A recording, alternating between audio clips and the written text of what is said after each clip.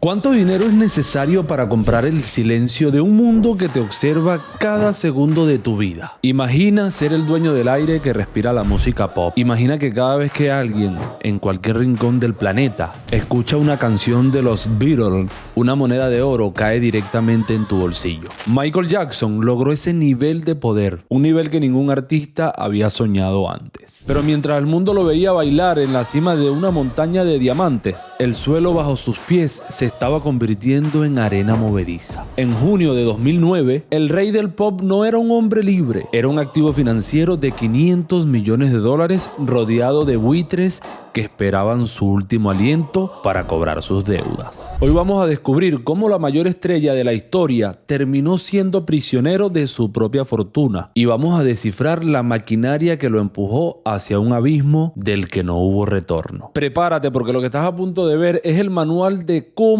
el sistema puede desmantelar a un dios para convertirlo en un producto. Para entender la caída, primero debemos explorar el momento en que Michael Jackson se convirtió en el hombre más peligroso de la industria musical. 1985. Michael Jackson está en la cima del mundo tras el éxito de Thriller, pero Michael no solo quería ser el mejor cantante, quería ser el dueño del tablero. Cuando se enteró de que el catálogo de la editorial ATV, que poseía los derechos de 251 canciones de The Beatles, estaba a la venta, no lo dudó. Paul McCartney, quien era su amigo en ese momento, le había dado el consejo: el dinero real está en los derechos de autor. Michael tomó ese consejo y lo usó para darle una puñalada empresarial a su propio mentor. Pagó $47.500.000. Fue una jugada maestra que hoy equivaldría a miles de millones. Pero fíjate en la consecuencia psicológica. Michael acababa de comprar la historia de la música. Cada vez que Yesterday o Let It Be sonaban en un anuncio o en una película, Jackson recibía un cheque. Esto le dio una sensación de invencibilidad. Se creía intocable.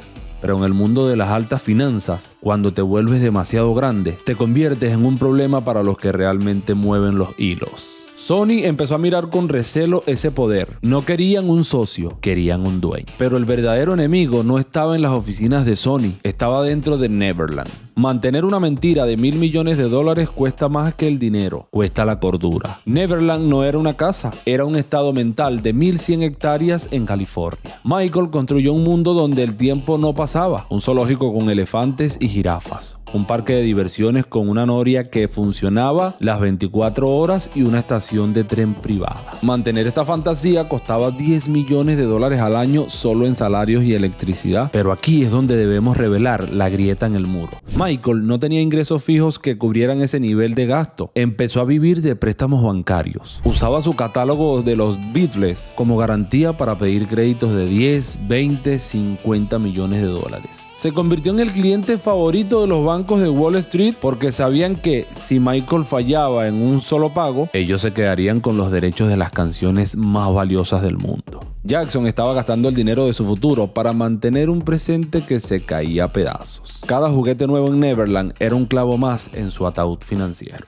Cuando las acusaciones de 1993 golpearon su puerta, el sistema olió la sangre. Los juicios solo destruyeron su reputación, quemaron sus reservas de efectivo. Se estima que Michael gastó más de $100 millones en acuerdos legales y abogados durante la década de los 90 y principios de los 2000. Para sobrevivir tuvo que hacer lo que juró que nunca haría: vender la mitad de su tesoro. Se fusionó con Sony para armar Sony ATV. Recibió efectivo, sí, pero perdió el control total. Ahora cada decisión importante tenía que pasar por una junta directiva. Michael empezó a sentirse perseguido. En sus diarios privados escribía sobre cómo los ejecutivos querían sacarlo del camino. Estaba atrapado en una deuda de $400 millones con el Bank of America. Los intereses eran tan altos que Jackson tenía que ganar $1 millón a la semana solo para no hundirse más. Estaba trabajando para el banco, no para él. Fue entonces cuando la industria le ofreció la única salida posible: volver al escenario. Pero no era un regreso, era una ejecución pública disfrazada de concierto. 50 conciertos. Londres, la última oportunidad de salvar su imperio. La empresa promotora AEG Life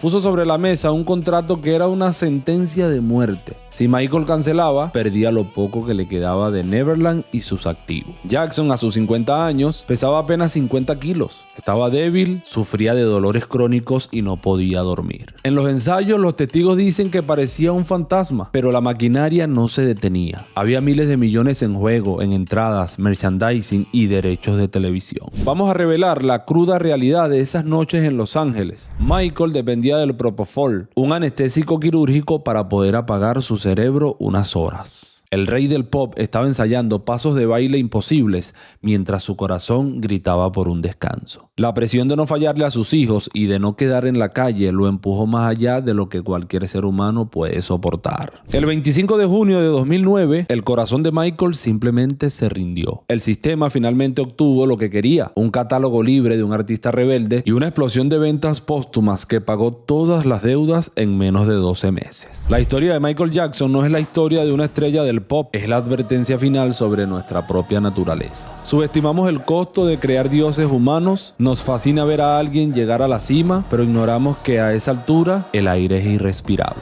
Michael nos enseñó que puede ser el dueño de la belleza más grande del mundo y aún así estar profundamente solo y quebrado. La raza humana tiene esta tendencia autodestructiva. Elevamos a alguien hasta las estrellas para luego dejar que el peso de nuestra propia ambición lo aplaste. Nunca debemos subestimar la fuerza de un sistema que valora más los números que la vida. Jackson construyó un mundo de fantasía para escapar de una realidad cruel, pero la realidad siempre termina por reclamar lo que es suyo. Al final, no importa cuánto oro acumuló ni cuántas canciones compró, su verdadera riqueza fue su arte y su verdadera tragedia fue olvidar que incluso los reyes necesitan el suelo firme de la humildad y la paz para sobrevivir. ¿Fue Michael Jackson el arquitecto de su propia caída o la víctima de una sociedad que nunca sabe decir basta? El rey del pop se fue, pero su lección se queda grabada en cada nota. No permitas que lo que posees termine poseyéndote a ti. Te leo en los comentarios. Cuéntame si crees que hoy el mundo es un lugar diferente o si seguimos alimentando a los mismos buitres con nuestros nuevos ídolos. Recuerda seguirme en Instagram si quieres saber qué hago en tiempo real